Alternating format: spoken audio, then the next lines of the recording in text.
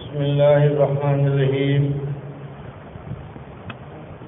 عن ابن عمر رضي الله تعالى عنه قال قال رسول الله صلى الله عليه وسلم ألا يستطيع أحدكم أن يقرأ 1000 آية في كل يوم؟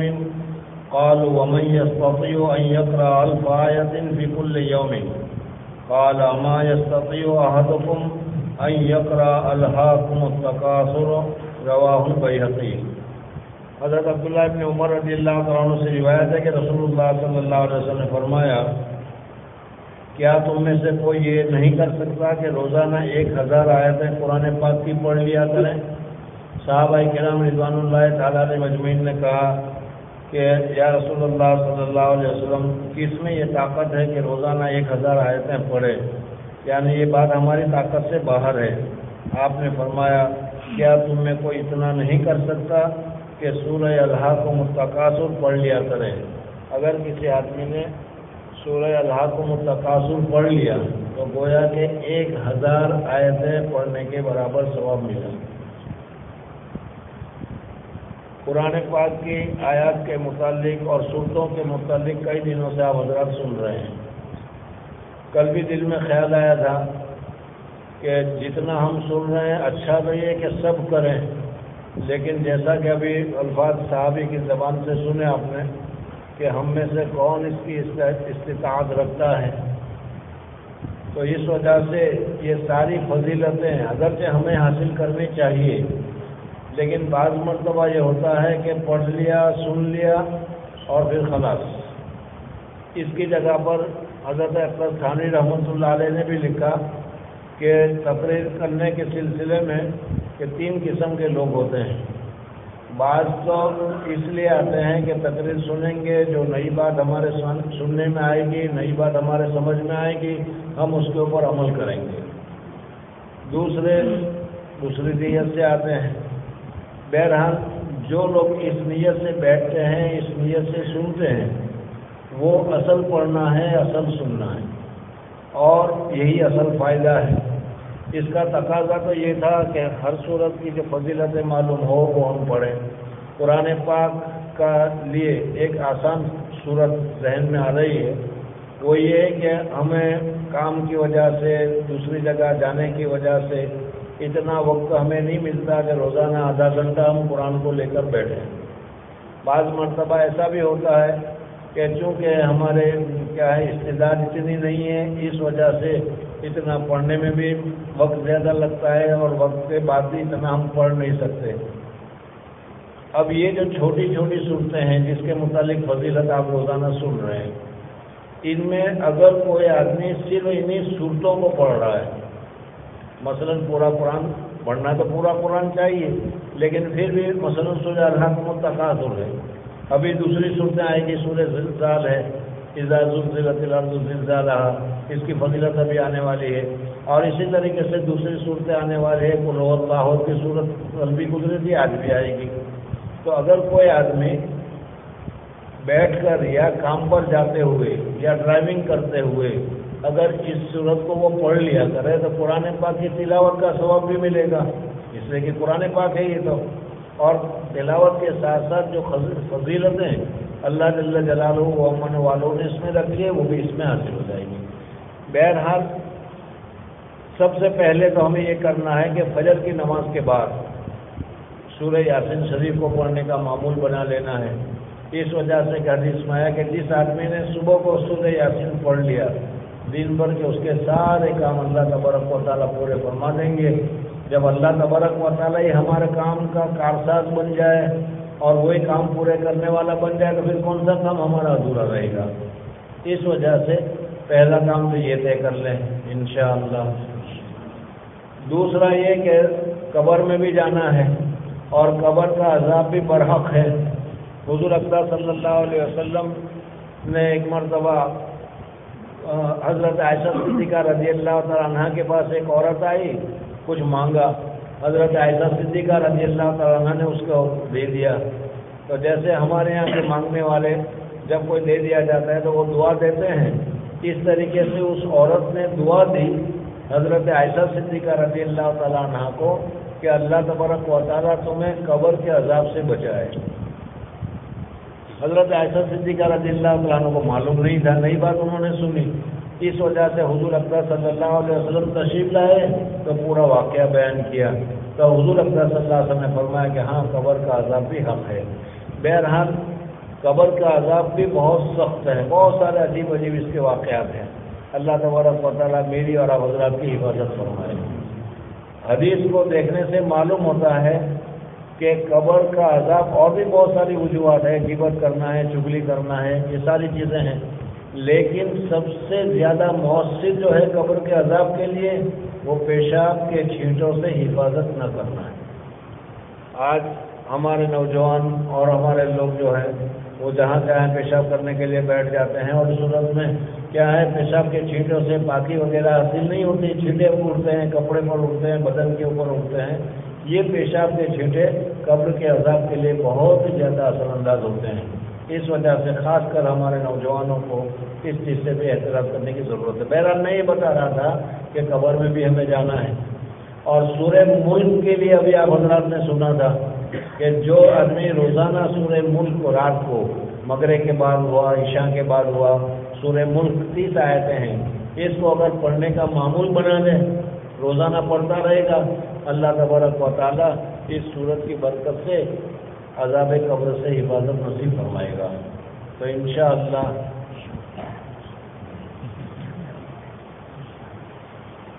قبر میں تو جانے میں بہت دیر ہے نا، انشاءاللہ روزانہ اصل مغرب کے بعد صحیح، عشاء کے بعد صحیح۔ ان کے علاوہ ابھی سورہ تکاثر تمہارے سامنے گزری، آگے حدیث آ رہی ہے۔ قرآن مجید کی بات بہت چھوٹی صورتیں ایسی ہیں جو اپنے مضمون اور پیغام کی اہمیت کی وجہ سے سینکڑوں یا ہزاروں آیتوں کے برابر ہے۔ انہی میں سورہ تکاثر بھی ہے۔ اس میں دنیا پرستی اور آخرت فراموشی پر سخت ضرب لگائی گئی ہے۔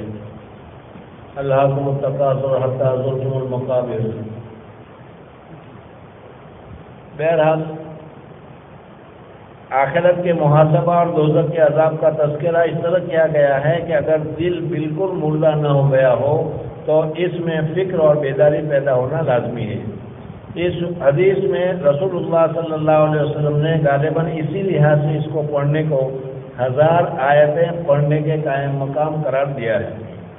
آگے درج ہونے بعض حدیثوں میں جن دوسری چھوٹی چھوٹی صورتوں کو نصف قرآن، تہائی قرآن، چوتھائی قرآن کے برابر بتایا گیا ہے، ان کے بارے میں بھی اسی طرح سمجھ لینا چاہیے، اور ممکن ہے کہ ان کی تلاوت کا ثواب بھی اسی حساب سے زیادہ عطا فرمایا جائے۔ اللہ کا خزانہ ہمارے وہم و گمان سے زیادہ وسیع ہے، اس وجہ سے جتنا زیادہ حاصل کرو گے اللہ کے خزانے میں کوئی کمی آنے والی نہیں، اور ہم محتاج ہیں، ہمیں ضرورت ہے۔ عن ابن عباس وانس ابن مالک رضی اللہ تعالیٰ عنہ قال رسول اللہ صلی اللہ علیہ وسلم اذا زلزلت تعدل نصف القرآن وقل هو اللہ احد تعدل ثلث القرآن وقل یا ایہا الکافرون تعدل ربع القرآن رواہ ترمذی۔ ابھی حدیث آپ حضرات کے سامنے پڑھی گئی، وہ ترمذی شریف کی روایت ہے۔ اس میں حضور اکرم صلی اللہ علیہ وسلم نے بتایا ہے کہ اذا زلزلت الارض، سورہ زلزال کہتے ہیں، ہے چھوٹی سی سورت، اگر ایک مرتبہ آدمی اس کو پڑھتا ہے تو آدھا قرآن پڑھنے کے برابر ثواب ملتا ہے۔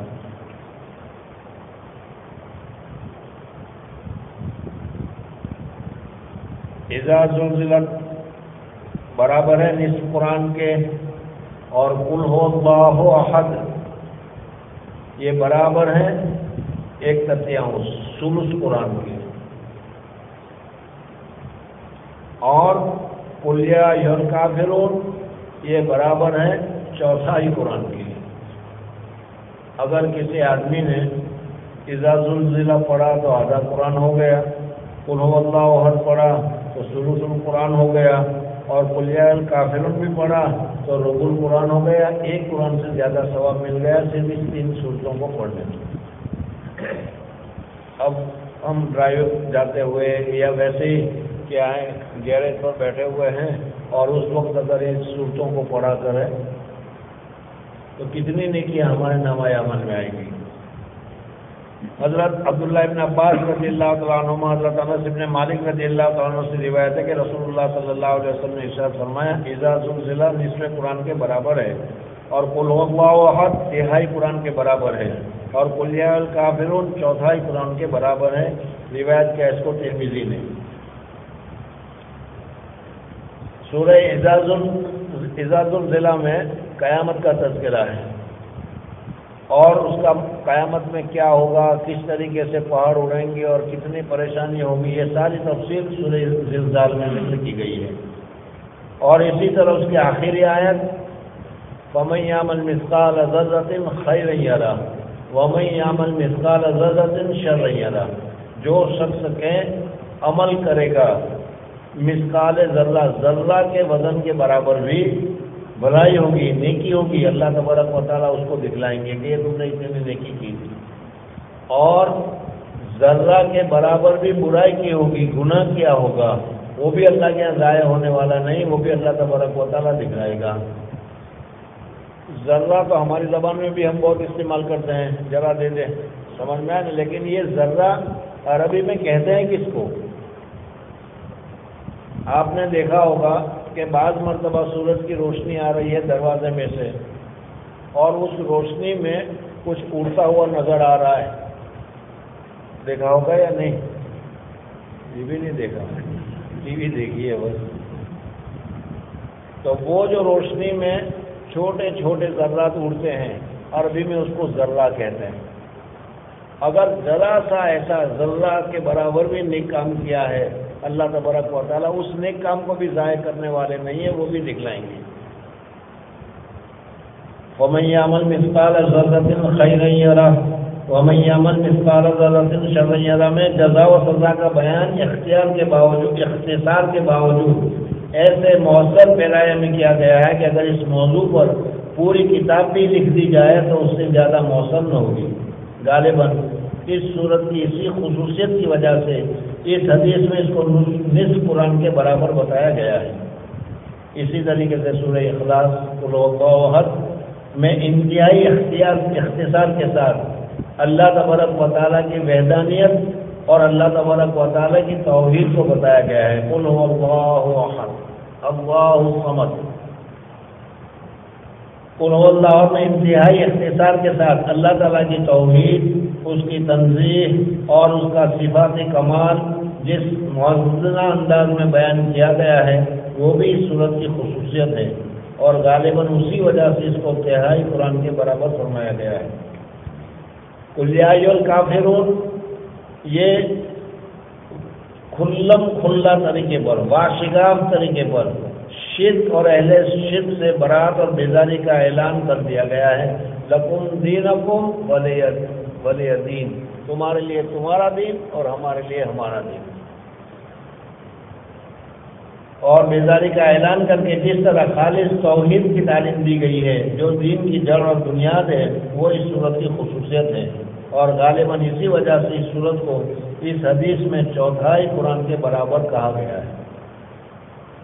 ان فروہ ابن نوفل نے ابھی انہ قال یا رسول اللہ علمنی شیئا نقولہ اذا اویت الى فراشی فقال اقرأ قل یا ایھا الکافرون فإنها براءۃ من الشرک رواہ الترمذی و ابو داؤد والنسائی۔ فروہ ابن نوفل یہ اپنے باپ نوفل سے روایت بیان کرتے ہیں کہ نوفل نے، ان کے والد نے حضور اکرم صلی اللہ علیہ وسلم سے ایک سوال کیا۔ میں نے پہلے بھی بتایا تھا کہ صحابہ کرام کو اللہ تبارک و تعالیٰ بہت بہت جزائے خیر دے، اللہ تعالیٰ ان کی قبروں کو نور سے پور فرمائے۔ انہوں نے ہمارے لیے بہت ہی آسانی کر دی۔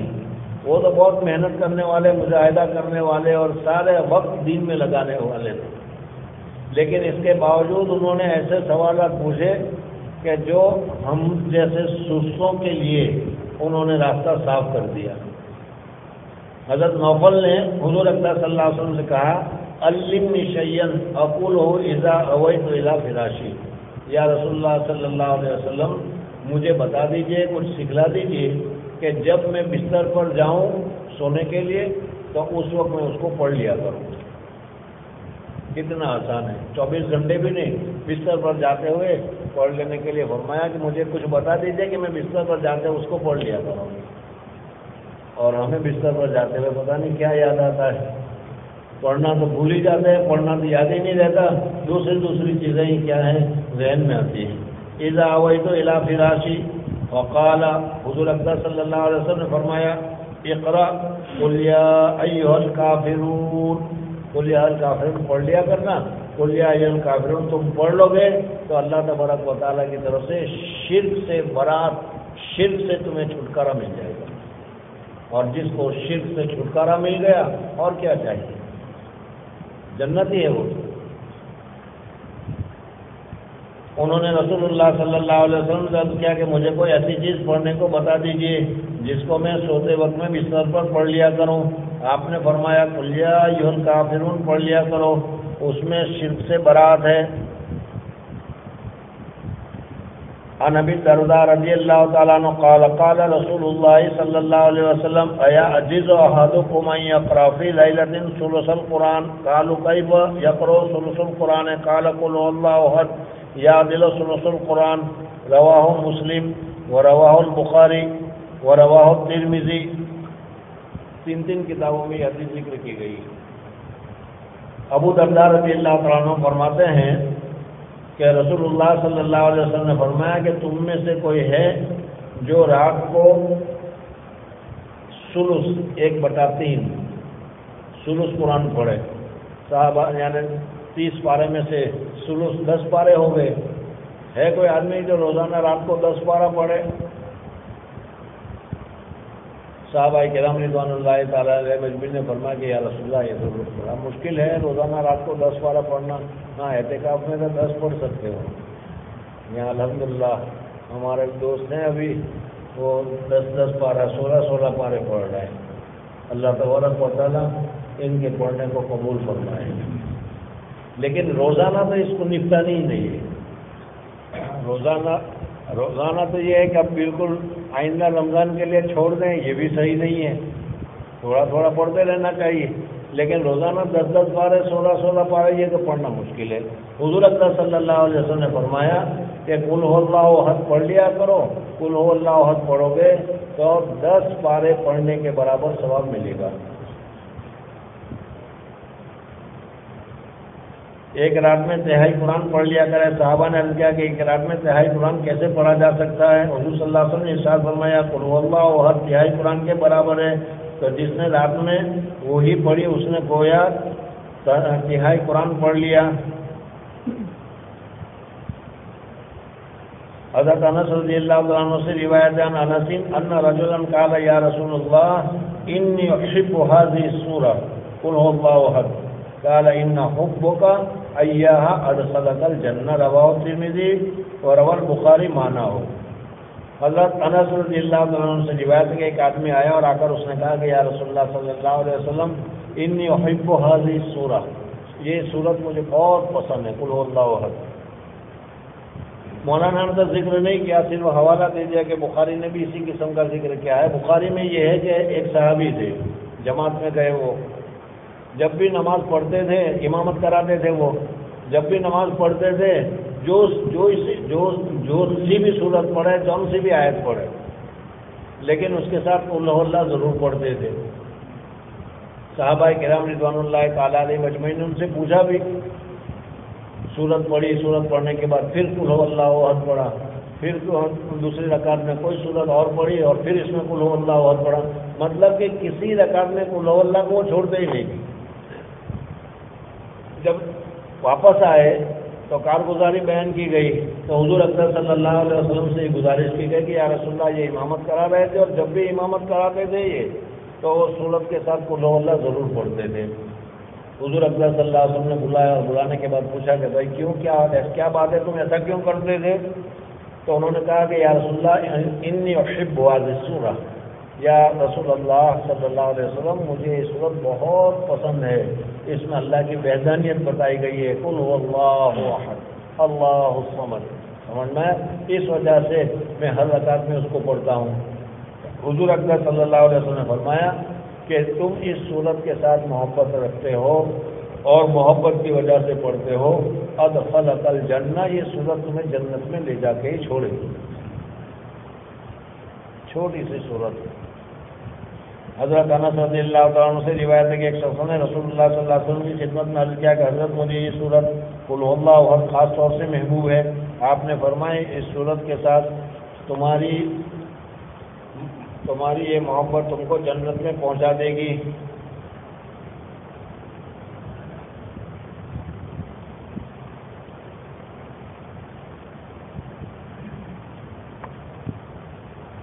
اللہ تبارک و تعالی مجھے اور آپ حضرات کو عمل کرنے کی سعادت اور توفیق نصیب فرمائے۔ سبحان اللہ و بحمدہ، سبحانک اللہم و بحمدک، نشہد ان لا الہ الا انت، نستغفرک و نتوب الیک۔